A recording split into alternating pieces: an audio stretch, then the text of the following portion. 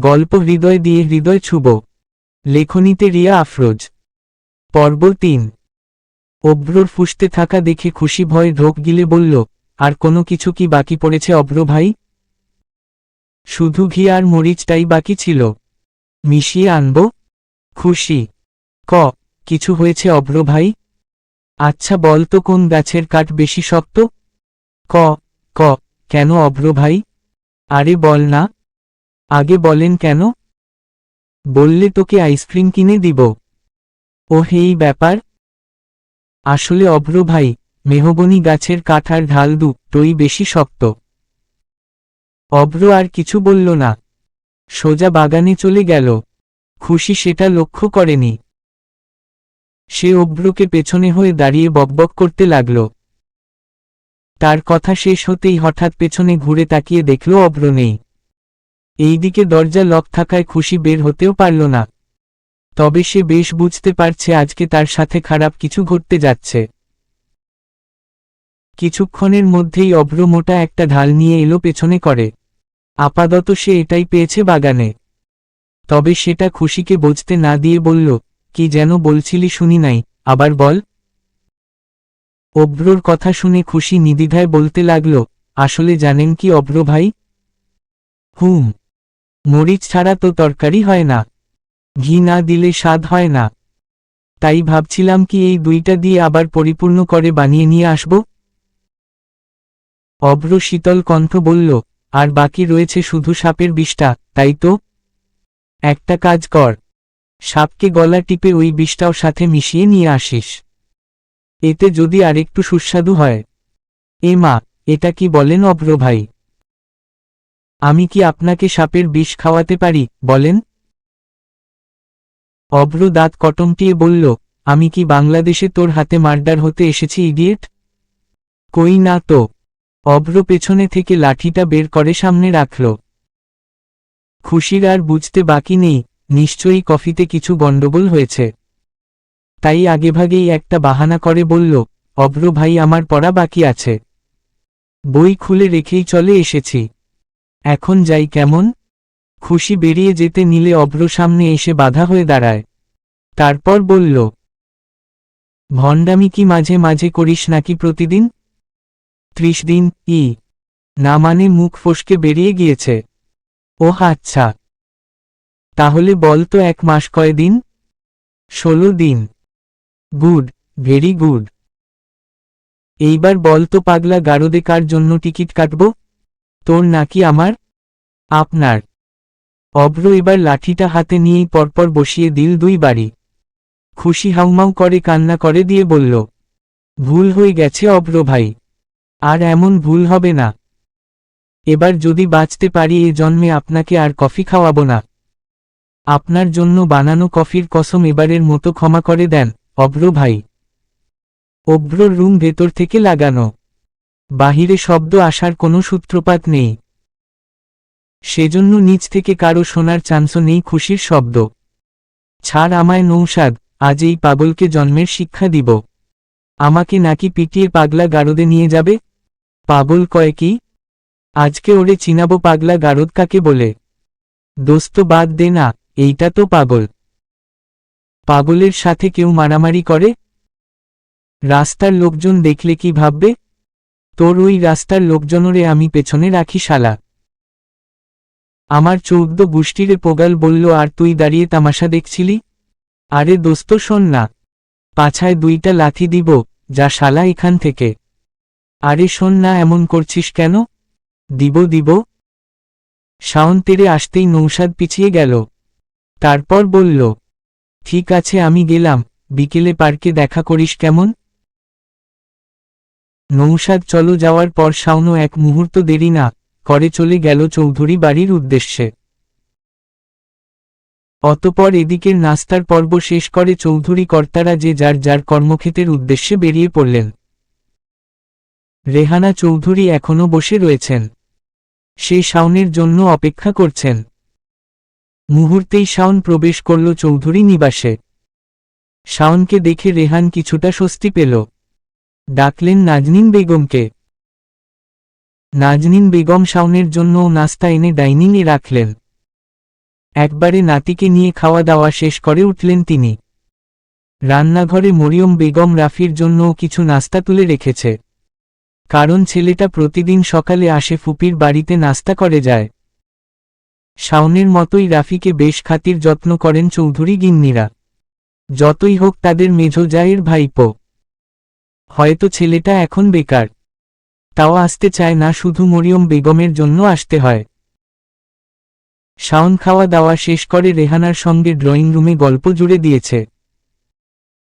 হঠাৎই দেখা গেল শশীকে সিঁড়ি দিয়ে নামতে। শাওন এক পলক তাকালো সেদিকে।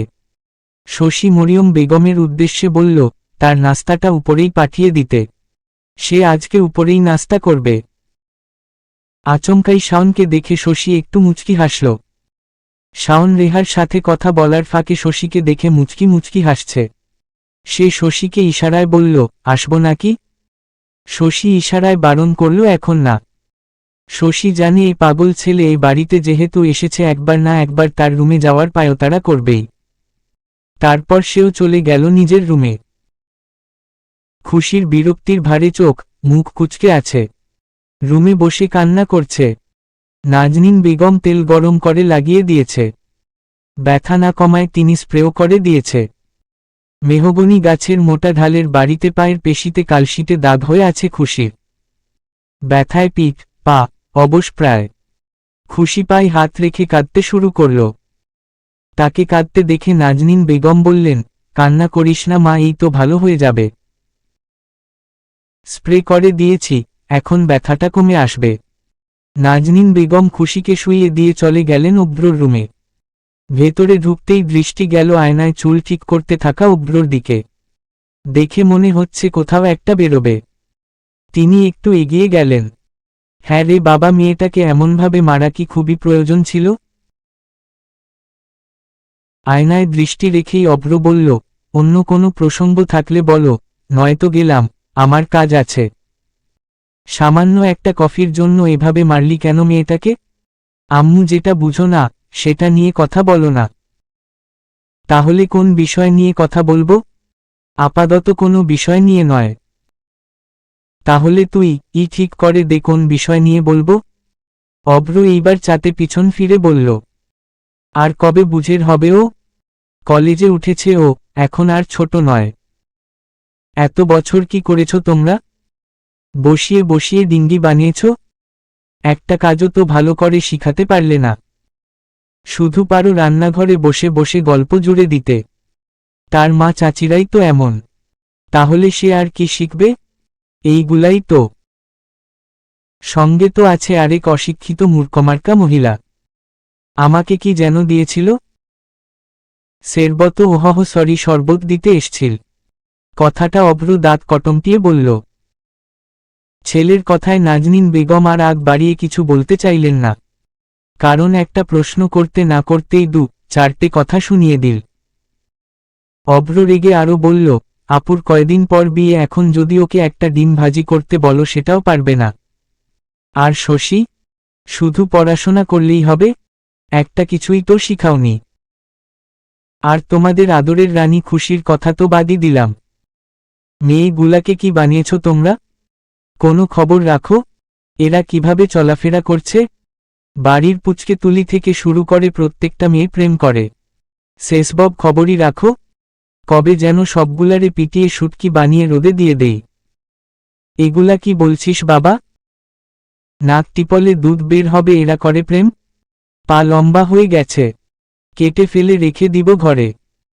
সেদিনও ইন্টারে পড়োয়া বফ নিয়ে পার্কে ঘুরল তুলি। আর তোমাদের মেঝো রানী শশী, এর কথা আর কি বলবো, ঘরের শত্রু বিভীষণের সাথে চক্কর চলে। আর তোমাদের খুশি রানী কোচিং ফাঁকি দিয়ে পার্কে ঘুরে। সঙ্গে আছে একজন প্রেমে পিএইচডি ডিগ্রি অর্জন করা নাফিসা। সে মেয়ে অনার্সে পড়োয়া এক ছেলের সঙ্গে লাইন ধরিয়ে দিয়েছে। কোচিং ফাঁকি দেয় কিছু বললাম না, এখন তো উড়তে বসেছে। প্রেম গুরু হয়ে গেছে এক একজন। এখন না প্রেম করতে গিয়ে শহীদ হয়ে যায়। ছেলের চাতে যাওয়াতে নাজনীন দমে গেলেন। তিনি আর আগ বাড়িয়ে কিছু বলার শক্তি পেলেন না। মেয়েগুলা কি সত্যি আড়ালে এইসব করে বেড়াচ্ছে? সত্যিই কি তারা সঠিক শিক্ষা দিতে পেরেছে মেয়েগুলাকে? তবে এখনও কিছু স্পষ্ট নয় তিনি। ছেলের কথা পুরোপুরি মগজে নিতে অক্ষম। তবে এই মুহূর্তে ছেলের রাগ কমানোটা জরুরি। ঠিক আছে বাপ, তুই কোথাও যাবি? হ্যাঁ। আচ্ছা। তাহলে তোকে আবার কফি করে দেই। তার দরকার নেই, বাহিরে করে নিব। কথাটা শেষ করেই অভ্র বেরিয়ে গেল। রুমের ভেতর প্রবেশ করে কেউ একজন বলল, পাখি তুই কই? আচমকাই শাওনের আসার শব্দ পেয়ে শুয়া থেকে উঠে বসল খুশি। আরে ভাইয়া তুমি? কখন এলে? এই তো এক্ষুনি। তুই কোথায় ছিলি পাখি? পুরো বাড়ি তোকে গরু খোঁজা খুঁজেছি। খুশি মুখ ভার করে ঠোঁট উল্টিয়ে বলল, আজকে গরু ধোলায় দিয়েছে আমায়। বলিস কি রে, কার এত বড় সাহস আমার বোনরে গরু ধোলায় দেয়? শুধু একবার নামটা বল, পিটিয়ে পাগলা গারদে নিয়ে যাব। ভাইয়া তুমি পারবে না।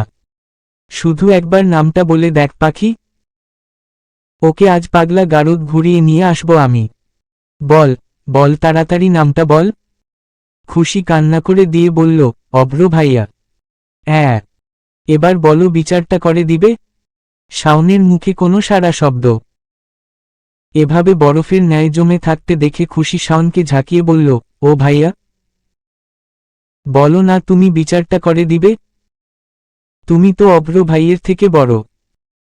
এখন তুমি ওনাকে পিটিয়ে শুটকি বানিয়ে দাও, যেভাবে উনি আমাকে মেরেছে। শাওন মিকি হেসে বলল, বলছিলাম কি পাখি তুই কি কিছু করেছিস? এ কথা বললি কেন ভাইয়া? আমার মতো সৎ, ভদ্র, শান্তশিষ্ট মেয়ে কি আর দুটো আছে বলো? তা নেই। তাহলে অভ্র ভাইকে মেরে দাও। শুধু আমায় মারে? নিজেকে কি ভাবে? নিজে একটু সুদর্শন বলে এত অ্যাটিটিউড। আচ্ছা পাখি, তোর না শরীর খারাপ, শুয়ে পড়। তোর চকলেট গুলা টেবিলে রাখলাম। আমি একটু ওয়াশরুম থেকে আসি বলেই শাওন কেটে পড়ল। কারণ অভ্র শাসন করেছে মানে খুশি কিছু একটা করেছে। এখন যদি অভ্রর পক্ষ নিতে যায় তাহলে দিবে শাহাদাত চৌধুরীকে সব বলে। টেবিলে নতবস্থায় বসার তো শশীর পেছনে কেউ একজন ঝাপটে ধরতেই কেঁপে উঠল সে। পেছনে ফিরে তাকানোর আগেই শাওন হাতের বাঁধন আরও শক্ত করে বলল, উঠবি না। আরেকটু জড়িয়ে থাকতে দে যান। তারপর তার খোঁচা খোঁচা দাড়ি ঘষে দিল শশীর কাঁধে। শশী সরে যেতে চাইলেও পারল না। আটকা পড়ল পুরুষালী শক্ত হাতের বাঁধনে। শশীকে এভাবে নড়তে দেখে শাওন এবার নিজের দিকে ফেরাল। লজ্জায় লাল হয়ে আছে শশীর গালজুড়ো। শশীর মুখে সাড়া শব্দ নেই দেখে তাকে আরও কাছে টেনে নিল শাওন। যত্ন করে চুমু আকল কপালে, গালে। অতপর নরম কণ্ঠে বলল, এ বাড়িতে তো তোকেই দেখতে আসি। এত বিশাল পৃথিবীতে তোর মাঝেই শান্তি খুঁজে পাই। আর একটু জড়িয়ে থাকতে দে যান, বলে মুহূর্তেই আবার জড়িয়ে নিল শশীকে। দরজার দিকে চোখ যেতে কিছু একটা ভেবে শশী বলল, ভাই তুমি এখন যাও। আম্মুরা কেউ দেখলে সমস্যা হয়ে যাবে।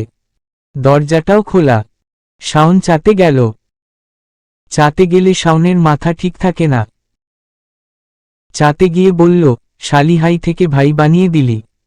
আজ তো একটা মির্জাফর তুই। আর কোনোদিন আসমু না তোর কাছে। আরে আরে যাও কই? মরতে। আরে নাস্তাটা তো করে যাও। শাওন চাতে বেরিয়ে গেল। শশী পেছনে থেকে কত ডাকল। শোনল না ছেলেটা। টেনশনের মাঝেই শশী মুচকি হাসল। কারণ ছেলেটার এমনে রেগে থাকলেও তার জন্য ভালোবাসা অফুরন্ত। এমনে যতই রাগ করুক, রাগ কমে গেলে ঠিকই একবার না একবার আসবে। বিকেল 5:48। ড্রয়িং রুমে বসে আছে রেহানা। একটু আগে রাবেয়া তাকে চা দিয়ে গেল। সেই মুহূর্তে বাহির থেকে রৌদ্রর আগমন ঘটল। সিঁড়ির কাছে আসতেই সোফায় বসে থাকা রেহানা তাকে ডাকল। কিছু বলবে দাদিন্নি? হ্যাঁ, আমার রুমে আসো দাদু ভাই। ঠিক আছে দাদিন্নি, তুমি যাও, আমি ফ্রেশ হয়ে আসছি। তারপর জনি চলে গেল উপরে। অভ্র বাড়িতে নেই। রেহানা বেশ চিন্তিত আছেন। বাড়ির বড় ছেলে, তাকে নিয়েই যত আশা। তার মধ্যে ছেলেটা আজকাল কেমন আচরণ করে। যদিও এটা নতুন কিছু নয়। অভ্র ছোট থেকেই বদমেজাজি, রাগী টাইপের একটা ছেলে। নিজের মতোই চলতে পছন্দ করে। তাকে বোঝাতে গেলে এক তো বুঝিয়ে দিবে আরেক। তবে বিদেশ থেকে ফেরার পর ছেলেটা কেমন জানি হয়েছে। ঠিকমতো খাওয়া দাওয়া নেই, রুমে দরজা বন্ধ করে কিছু একটা করে। তাছাড়া তিনি যখন রুমে প্রবেশ করল তখন অভ্রকে স্বাভাবিকই দেখা গিয়েছিল। এত কিছু ভাবার মধ্যে আগমন ঘটল রৌদ্রের। সে ভেতরে প্রবেশ করেই বলল, হ্যাঁ দাদিমনি বলো। রেহানা তার দিকে তীক্ষ্ণ দৃষ্টি নিক্ষেপ করে বলল, তোমাকে যা প্রশ্ন করব সঠিকভাবে জবাব দিবে দাদুভাই। ঠিক আছে দাদিমনি। তিনি কিছুক্ষণ নীরব থেকে বলল, তুমি কি জানো অভ্র দাদুভাইয়ের ব্যাপারে?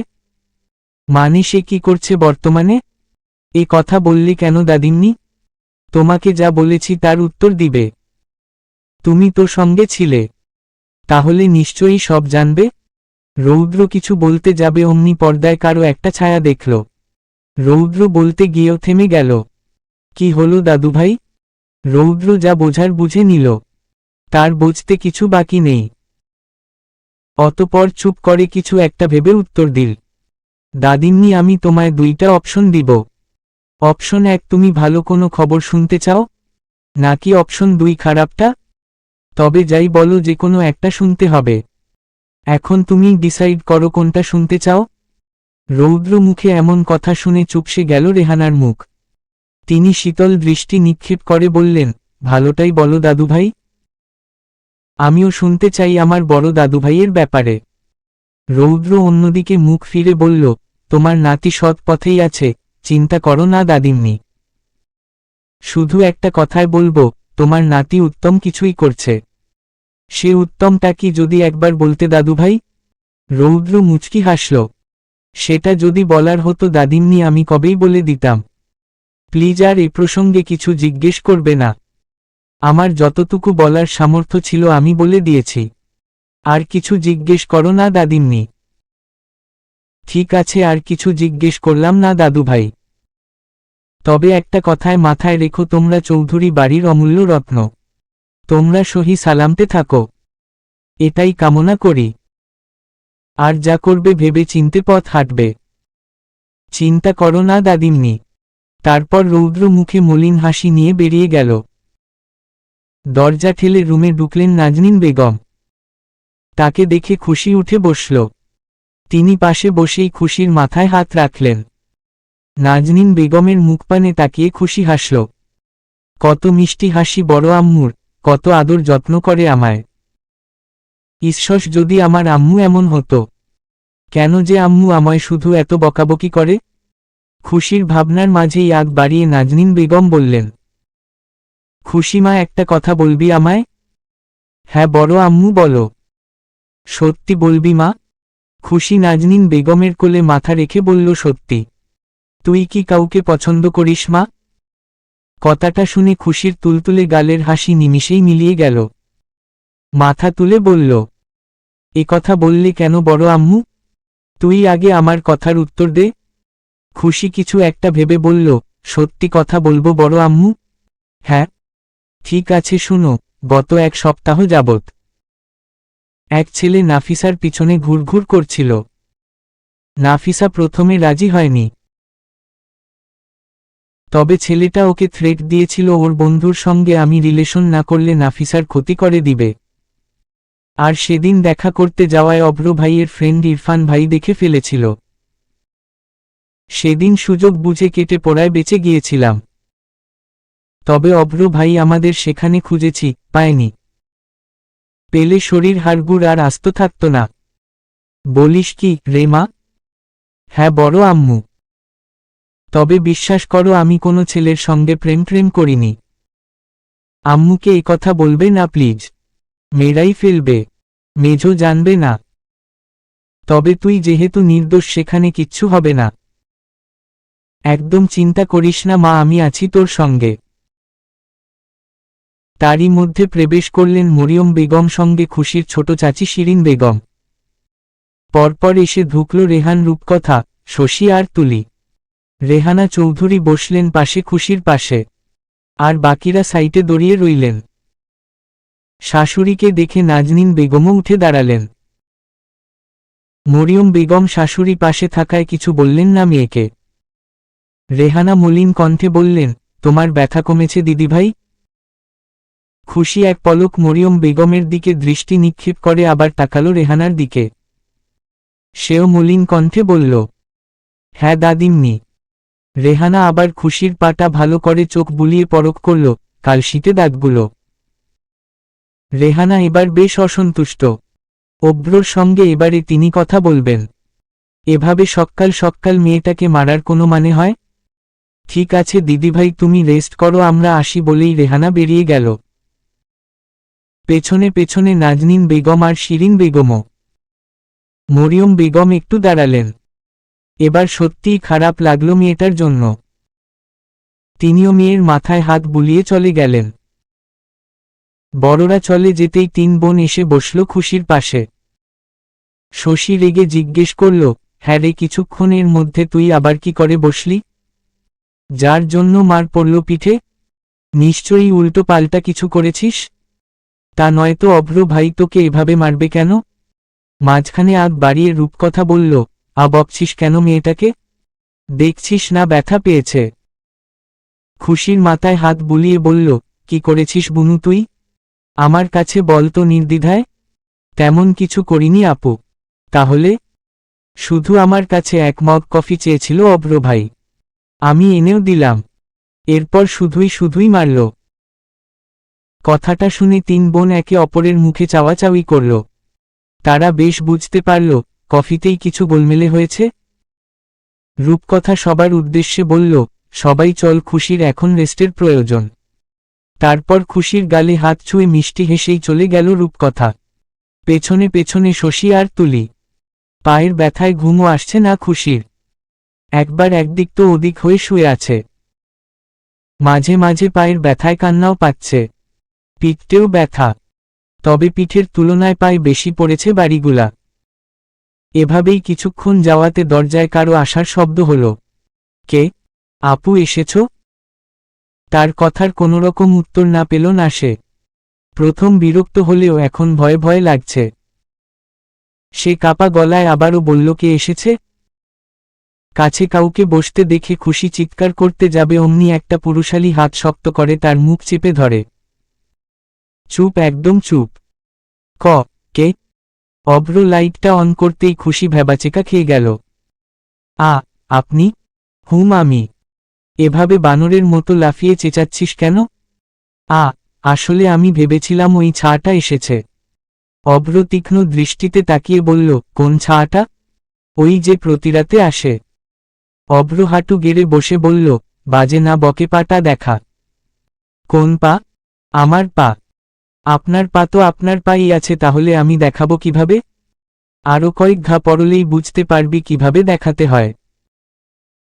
বলেই আচমকাই খুশির পা টেনে রাখল অভ্রর হাঁটুতে। ব্যথায় কুকিয়ে উঠল খুশি। অভ্র তীক্ষ্ণ চাহনিতে বলল, লাগছে? খুব। অভ্রর দৃষ্টি আটকাল খুশির পায়ের দিকে। কালশিটে দাগটা দেখেই কিছু একটা লাগিয়ে দিল খুশির পায়ে। কি লাগালেন অভ্র ভাই? সাপের বিষ। কি মুখটা বন্ধ রাখো, নয়তো মুখেও কালশিটে দাগ পড়বে। আপনি আমার পায়ে সাপের বিষ লাগালেন কেন? আমার ইচ্ছা। আপনার ইচ্ছা হবে আর লাগিয়ে দিবেন? অভ্র আর কিছু না বলে খুশির পায়ে আলতো করে হাত বুলিয়ে কিছু একটা লাগাতে ব্যস্ত হল। খুশি ব্যথায় আর পুরুষালী স্পর্শে কেমন একটা অনুভব করল। অভ্র উঠে দাঁড়িয়ে দেখল খুশি এখনো চোখ জুড়ো খিচে আছে। ব্যথা কমেছে? খুশি পিটপিট করে তাকিয়ে মলিন জবাব দিল, কিছু। ঠিক হয়ে যাবে। এখন শুয়ে পড়। না ঘুমাবো না? তাহলে কি করবি? আগে বলেন, সরি, মারলেন কেন? বলবো না ঘুমা। তাহলে আমিও ঘুমাবো না। জেদ করিস না। করব। অভ্র বিরক্ত নিয়ে বলল, সরি বললে কি হবে? একবার বলেই দেখুন না। ঠিক আছে ঘুমা। কই বললেন না যে? সরি। কুত্তা তোর হৌরি। হোয়াট? না মানে কিছু না। কি বললি? বললাম কিছু না। তোকে এইসব আউফাও কে শিখিয়েছে? কেউ না। বল, নয়তে পিটিয়ে ছাল তুলে নিব। বলছি নাফিসা শিখিয়েছে। হোয়াট? তোকে কলেজে আর কোচিংয়ে পাঠানো হয় এসব শিখার জন্য? সরি অভ্র ভাই, আর কখনো বলবো না। এবার ঘুমা, নয়তো আবাও পিঠে পড়বে। ঠিক আছে। অভ্র দরজার কাছে গিয়ে আবার থামল। তারপর বলল, আর হ্যাঁ শোন, কালকে তোকে আমি কলেজে পৌঁছে দিব। খুশি হালকা মাথা নাড়িয়ে হ্যাঁ সম্মতি জানাতেই অভ্র বেরিয়ে গেল। সকাল সকাল ড্রয়িং রুমে অভ্রকে আসতে দেখে সবাই অবাক হল। সিঁড়ি দিয়ে ফোলহাতা শার্টটা বোলাতে বোলাতে নিচে নেমে এসেই খুশির উদ্দেশ্যে জিজ্ঞেস করল, তোর হয়েছে? ডাইনিংয়ে বসে থেকেই খুশি উত্তর দিল, হ্যাঁ। কথাটা শুনে সবাই ডাইনিংয়ে বসে থাকা রেহানাসহ সবাই বেশ বাকহারা দৃষ্টিতে তাকিয়ে রইল অভ্রর দিকে। যে ছেলেটা কাল লাঠি পিটা করল আজ সে কলেজ পৌঁছে দিবে, ডাইনিংয়ে বসা রূপকথা, শশী, তুলিও হা করে তাকিয়ে আছে অভ্রর পানে। যদিও বাড়ির কর্তারা আগেই নাস্তা সেরে চলে গিয়েছেন যার যার কর্মক্ষেতে। সবার এভাবে তাকিয়ে থাকতে দেখে অভ্র ভ্রুকুচকে বিরক্তি চোখে জিজ্ঞেস করল, কি? এভাবে তাকিয়ে থাকার মানে কি? এখানে কি সার্কাস জমেছে?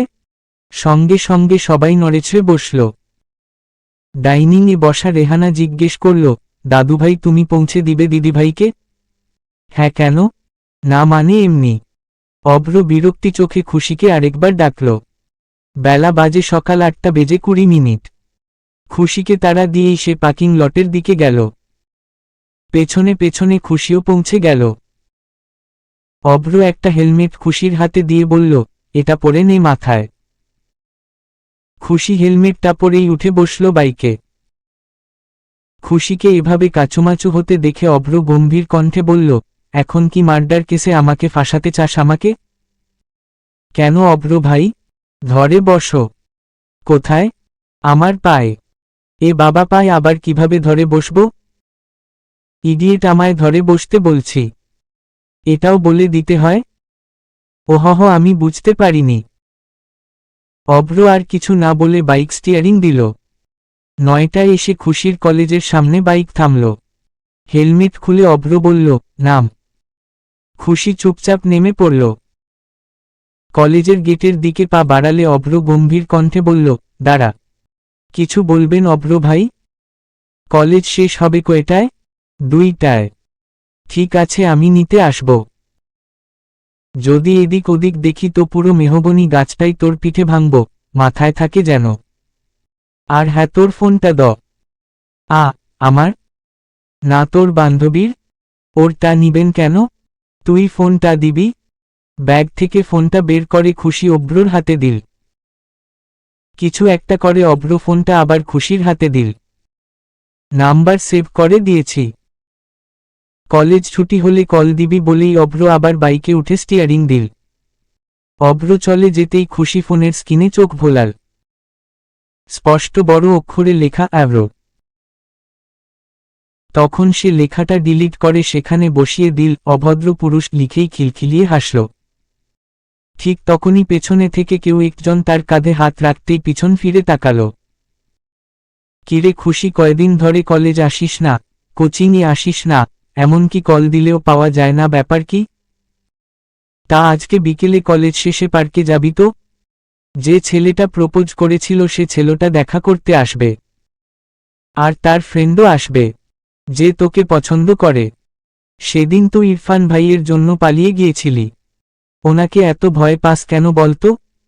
আজকে চল, প্রপোজ করবে তোকে। দুই বন্ধুই আসছে, প্রেম প্রেম না করি অন্তত কিছু খাওয়াতো যাবে। না রে নাফিসা, আমি যেতে পারবো না। সে কি, কেন?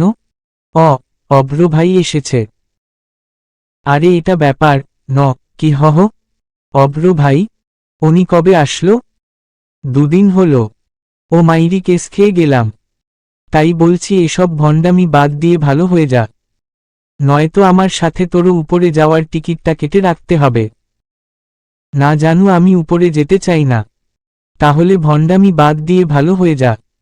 সবই তো বুঝলাম, কিন্তু অন্য কোনো পথ নেই? না মানে অন্য কোথাও দেখা করা যায় না? তোর কি জানের একটুও ভয় নেই? আরে লুকিয়ে করলে টেনশন কিসের? ভুলে গেলি ছোটবেলায় পার্কের ঘটনাটা? তা ভুলিনি। এখনো মনে পড়লে জ্বর আসে গায়ে। তবে ওটা কি ক্যান্সেল করে দিব? হ্যাঁ। ধুর, ভালো লাগে না, জীবনে প্রথম একটা প্রেম করতে যাচ্ছিলাম, তাও আর হলো না। তুই রাখো তো তোর প্রেম, আমি গেলাম। আরে আরে খুশি, যাস কই? আমাকে নিয়ে যা। তাহলে বাজে না বকে সোজা হাট কলেজের ভেতরে। আচ্ছা, লুকিয়েও তো একটা লাস্ট চান্স নেওয়া যেত। তোর কি মন চায় না একটা প্রেম করতে? প্রেম প্রেম না করে থাকিস কিভাবে? খুশি চেঁচিয়ে বলল। প্যারা লাগে, প্যারা লাগে, প্যারা লাগে রে। প্রেম, পিরিতি, ভালোবাসা প্যারা লাগে রে। আরে আস্তে। এত জোরে চেঁচিয়ে আমার কান ফাটানোর কোনো মানে আছে? তাহলে সোজা চল ক্লাসরুমে, আর একটা কথাও নয়। দুইটাই অভ্র ভাই আসবে। আরে খুশি, তুমি? কথাটা অনুসরণ করে পেছনে থাকাল খুশি। শিশির স্যারকে দেখে চমকে উঠল সে। জি স্যার, আমি। এতদিন পর কলেজে আসলে যে? আসলে স্যার, বাড়িতে কিছু সমস্যা ছিল পারিবারিক। ওহ আচ্ছা। তবে ফার্স্ট ইয়ারের ক্লাস তো শুরু হয়ে গেল, কোচিংয়ে ভর্তি হওনি? স্যার, হয়েছি। তবে ফিজিক্স এরটা আপনার কাছেই পড়ব ভাবছি। ভালো করেছ তো, একদম ঠিক করেছ। ঠিক আছে, কাল থেকে তাহলে জয়েন হয়ে যেও। ঠিক আছে স্যার। শিশির স্যার চলে যেতেই খুশি বসল বেঞ্চে। পাশে এসে বসল নাফিসা। সেও বেঞ্চে বসে গালে হাত রেখে অন্য দিকে তাকিয়ে বলল, কেউ আমার দুঃখটা বুঝল না গো। কেউ বুঝল না। আমি হতাশ। প্রেম, ভিটামিন পি এর অভাবে আজকে শুকিয়ে যাচ্ছি। ভ্রু কুচকে তাকালো খুশি। তার কাঁধে হাত রেখে বলল, আহারে তাই? বিশ্বাস কর দোস্ত, তোর দুঃখ দেখে চোখ থেকে পানি বের হয়ে আবার ভেতরে ঢুকে গেল। এখন বল তো কি করি? দেখ জানু, মজা নিবি না একদম। তো কি করব? নাচব? কার সাথে? তোর ভাতারের সাথে। এমন করিস কেন জানু? তো কেমন করব? আমার উপর দিয়ে এই দিনে ঘূর্ণিঝড়, টর্নেডোর পূর্বাভাস বয়ে গেছে, আর তুই পড়ে আছিস প্রেম নিয়ে? আরে পাগলি, প্রেম নয়, শালারে খাইয়া ছাইরা দিয়াম। ভণ্ডামি ছেড়ে ভালো হয়ে যা। আর আমাকেও ভালো হতে দে। কিছু না করেই কেস খেয়ে যাই, কি কপাল। তোরা করিস ভণ্ডামি আর ফেসে যাই আমি। আমি কয়টা করেছি বল? আমিও তো করিনি। তাহলে বইন আর করারও দরকার নাই। ব্যাগ নিয়ে আর উঠো, নয়তো আমি গেলাম। 2টা বাজতে আর 5 মিনিট বাকি। 1 সেকেন্ড লেট হলে অভ্র ভাই সুতো দিয়ে ঘুড়ি উড়াবে আমায়। নাফিসা আর আগ বাড়িয়ে কিছু বলল না। খুশি বেশ খ্যাপে। এখন কথা বাড়ালে ঘা পড়বে তার উপর। বেচারিও হাঁটা দিল খুশির পিছন পিছন। ক্যাম্পাস এরিয়ায় পা রাখতেই সামনে এসে দাঁড়ালো নাহিদ। খুশি রাগী কণ্ঠে বলল, পথ আটকলে কেন? জান পাখি, তুমি দেখা করতে এলে না কেন? ইচ্ছে ছিল না তাই? ওমা, তা বললে চলবে? আমার দিলটা চুরি করে করে এখন পালিয়ে বেড়ালে হবে? আমিও কিন্তু তোমার মনটা চুরি করতে চাই জান পাখি। খুশি চটে গিয়ে বলল, করবি? তো দেখতে তো চোরের মতোই লাগে। কথাটা শুনে ফিকে হেসে উঠে সবাই। খুশি সেদিকে পাত্তা না দিয়ে সোজা হাঁটা ধরে গেটের দিকে। অভ্র হয়তো পৌঁছে গিয়েছে। পেছনে থেকে ডাকে নাহিদ, কাজটা ভালো হলো না জান পাখি, এর জন্য পস্তাতে হবে। কি রে, এত লেট হলো কেন? কখন থেকে ওয়েট করছি। কোথায় অভ্র ভাই? শুধু 1 মিনিট লেট হয়েছে। তাও হবে কেন? আসলে নাফিসাকে এগিয়ে দিতে 1 মিনিট ওভার হয়ে গিয়েছে। বাইকে উঠো। খুশি কোনোরকম তার স্থির পা দুটো রেখে বসল বাইকে। অভ্র হেলমেট এগিয়ে দিয়ে বলল, পরে নে। ভদ্র মেয়ের মতো পরে নিল খুশি। বাইক স্টিয়ারিং এ এসে পৌঁছালো চৌধুরী নিবাসে।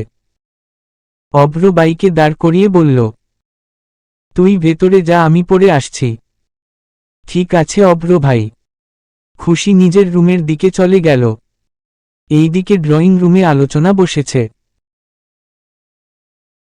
রেহানা সব কর্মচারীদের লিস্ট দিয়েছেন, সন্ধ্যায় নিশানদের বাড়ি থেকে লোকজন আসবে রূপকথাকে দেখতে। বড়দের আলোচনার মাঝে সিঁড়ি দিয়ে নামল অভ্র। রেহানা ডাকলেন তাকে। এখন একটু বিজি আছি দাদিমনি, পরে কথা বলছি তোমাদের সঙ্গে। ফোন কানে নিয়েই বাহিরের দিকে হাঁটা দিল অভ্র। রুমে এসে ড্রেস চেঞ্জ করে ফ্রেশ হলো খুশি। তারপর মিররের সামনে দাঁড়িয়ে বেনুনি খুলে মাথায় চিরুনি করতে লাগল। ঠিক সেই মুহূর্তে রৌদ্র যাচ্ছিল খুশির রুমের সামনে বেলকনি দিয়ে। তার চোখ আটকায় মিররের সামনে দাঁড়িয়ে থাকা খুশির পানে। সে পর্দার ওপারে দাঁড়িয়ে দেখল খুশিকে। দেখতে সাক্ষাৎ আসমানের পরী। কোমর অবধি লম্বা কেশগুলো দুলছে বাতাসে। রৌদ্র কিছুক্ষণ অপলক দৃষ্টিতেই তাকিয়ে রইল সেদিকে। তার অবাধ্য পলক পড়তে চাইছে না। সাদা কামিজে বেশ অপরূপ লাগছে খুশিকে। কি একটা ভেবে লজ্জা পেল রৌদ্র।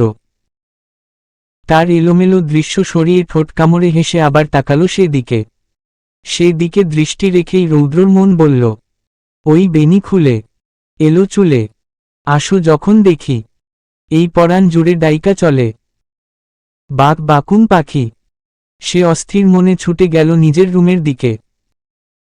খুশিকে সবসময় বেনুনিতে দেখে অভ্যস্ত। এভাবে খোলা চুলে দৃষ্টি ভরে আগে কখনো দেখা হয়নি। তবে বেশ ভালোই লাগত তাকে। সে রুমে এসে দেয়ালে পিঠ থেকে ঠোঁট কামড়ে হাসল। তারপর টেবিল থেকে কাগজ কলম নিয়ে কি যেন একটা লিখল। সে কাগজে একবার চোখ বুলিয়ে বুকের বা পাশে হাত রেখেই চোখ বুজে নিল। সেই দৃষ্টি চোখের সামনে ভাসতেই রৌদ্র গাইল, ডাগর ডাগর চোখ যেন তার ভালোবাসার ঘর, এক পলকে আমার বুকে তুলে প্রেমের ঝড়। একটু সুখের ছোঁয়া পেতে মনটা তারে ডেকে যায়, একটু সুখের ছোঁয়া পেতে মনটা তারে ডেকে যায়। সেই মুহূর্তে রুমে ঢুকল তুলি। আচমকাই তুলিকে দেখে রৌদ্র অপ্রস্তুত হয়ে দাঁড়াল। বুকে বাঁধা কাগজের হাতটা পেছনে নিয়ে রাখল। তারপর বলল, তুই? হ্যাঁ ভাইয়া। তুই এ সময় এখানে কি করছিস? আগে বলো আমায় কেমন লাগছে? ভালোই লাগছে। শুধুই ভালো? আর কিছু লাগছে না? তোকে আর কেমন লাগবে? সারাদিন দিন তো ভণ্ডামি করে বেরাস। কোথায় আমি ভণ্ডামি করেছি? ভাইয়ার কাছ থেকে শুনলাম তোরা নাকি এক একটা প্রেম গুরু হয়ে গিয়েছিস। এ মাছি সব মিথ্যা। তার মানে বলতে চাইছিস ভাইয়া মিথ্যা বলেছে? না, তা নয়। তবে সব দোষ খুশি আপু আর নাফিসা আপুর। ওদের জন্য শুধুই আমি কেস খেয়ে যায়। তোর না সামনে এসএসসি? যা গিয়ে পড়তে বসো। তোর আর শাড়ি পরে ঢং করে বেড়াতে হবে না। বললে না তো আমায় কেমন লাগছে? পেতনির মতো লাগছে। এইবার যা। এটা কিন্তু ঠিক নয়। আমি না তোমায় ভালোবাসি? এই তুই ভালোবাসিস মানে? এইটুকু মেয়ে তুই ভালোবাসার মানে বুঝিস? সব বুঝি রৌদ্র ভাই। তুমি সবাইকে বলো রূপকথা আপুর পর তোমার আর আমার এনগেজমেন্টটা যেন করে রাখে। মারব তুলে আছাড়। যা এখান থেকে। নাক টিপলে দুধ বের হবে সে আসছে এনগেজমেন্ট করতে। দেখো। তুই যাবি নাকি গুরু ধোলায় দিব? যাচ্ছি, তবে কাজটা ভালো হলো না। দাদিমনিকে বলে দিব তুমি তোমার ফ্রেন্ডদের সাথে মিলে সিগারেট খাও। অভ্র ভাইকেও বলে দিব। রৌদ্র হাসল। ভাইয়া নিজেও মাঝে মাঝে একটা টান দেই। যা গিয়ে বল। ঠিক আছে তাহলে দাদিমনির কাছেই বলে দিব। তুই গেলি? রৌদ্র তেরে আসতেই তুলি এক ছুটে পালাল। নিচে হইচই, তবে শশীর মন অস্থিরতায় ভাসছে। শাওন কবে রাগ করে বেরিয়ে গেল। কি করছে, কোথায় আছে, একটা কলও করেনি। ছেলেটা অল্পতেই রেগে যায়। তবে শশীর প্রতি অগাধ ভালোবাসা। এতক্ষণে একটা কল হলেও দেওয়া কথা। না জানি এই রাগ কার উপর ঝাড়ছে ছেলেটা। এইসব ভাবতে ভাবতেই কল দিল শাওনের ফোনে। বারবার রিং হওয়ার পর হঠাৎ রিসিভ হতেই ওপাশ থেকে গম্ভীর কণ্ঠ ভেসে এলো। কি হয়েছে? কল দিচ্ছিস কেন বারবার? আজ আসলে না কেন? কই আসমু ওই মির্জাফরের বাড়িতে? না তোমার শ্বশুর বাড়িতে? আমার জানামতে কোনো শ্বশুর নাই। মির্জাফরের বাড়ি ওইটা। এত রাগছ কেন? আমার ইচ্ছা। দেখো তেরামি না করে সুন্দর করে কথা বলো। আগে ক ভাই কইলি কেন? এই মির্জাফরের বংশ। ক ভাই কইলি কেন? আমি তোর ভাই লাগি? আরে তখন মুখ ফসকে বেরিয়ে গিয়েছিল। বেশি পাকনামি চোদাও, পাকনামি? শালি মীরজাফরের বংশ। এই মীরজাফরের বংশ জ্বালাই পুরাই জীবনটা ছারখার করে দিল। এখন যে তুমি আমাকে শালি বানিয়ে দিচ্ছ? ধুর বাল, কল রাখো। আরে শুনো না, মীরজাফরের গোষ্ঠী থেকে কি শুনব রে? কি শুনব? ওই শয়তানি বুদ্ধি, কার পিঠে ছুরি মারা যায়, কেমনে কাউকে নির্দোষ হওয়ার শর্তেও বাড়ি থেকে বাহির করে দেওয়া যায়। দেখো ফুপির সাথে যা হয়েছে, এখানে আমার কোনো হাত নেই। এটা আব্বু, বড় আব্বু আর ছোট আব্বু জানে। এইসবের মাঝে আমায় কেন টানছ? তুইও তো ওই মীরজাফরের গোষ্ঠী। দেখো এবার বেশি বকছ। বালের কথা মারাও মীরজাফরের বংশ। তোমার ওই বালের কথার ধারধারি না আমি শাওন, বুঝছ? কল কেটে দিতেই শশী কপাল চাপকালো। এমনি তো ঝামেলার শেষ নাই। কেন যে ওই পাগলকে ভাই বলতে গিয়েছিল? সে কি ইচ্ছা করে বলেছে? মুখ ফসকে বেরিয়ে গিয়েছে। ধুর, এখন এই পাগলের রাগ ভাঙাবে কে? শশীর মাথায় কিছু ঢুকছে না। রুমে ছড়িয়ে ছিটিয়ে রয়েছে আলমারির সব জামাকাপড়। খুশি এতগুলো ড্রেস দেখেছে, কোনোটাই পছন্দ হচ্ছে না। আজ রূপকথাকে দেখতে আসবে। চৌধুরী বাড়ির বড় মেয়ের বিয়ে, তাই আয়োজনটা বেশ বড় করেই হচ্ছে। তারই মধ্যে আগমন ঘটল অভ্রর। অভ্রকে এভাবে আসতে দেখে খুশি কিছুটা অপ্রস্তুত হয়ে দাঁড়াল। এভাবে রুমের চারপাশে এত জামাকাপড় পরে থাকতে দেখে অভ্র ফোন কানে রেখেই তীক্ষ্ণ দৃষ্টিতে তাকাল। এগুলো কি?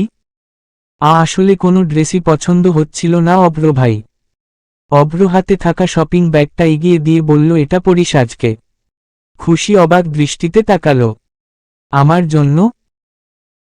এটাতে কি আছে অভ্র ভাই বলেই শপিং ব্যাগ খুলে দেখল। শাড়ি, সবুজ কালার শাড়ি তো কখনো পরিনি, এবার পরবি। কিন্তু অভ্র ফোনটা পকেটে রেখেই গম্ভীর কণ্ঠে বলল, সমস্যা কি? আসলে কখনো এই রংটা পরা হয়নি, বুঝতে পারছি না কেমন মানাবে। তোদের 4 বোনের জন্যই গ্রিন শাড়ি নিয়ে এসেছি।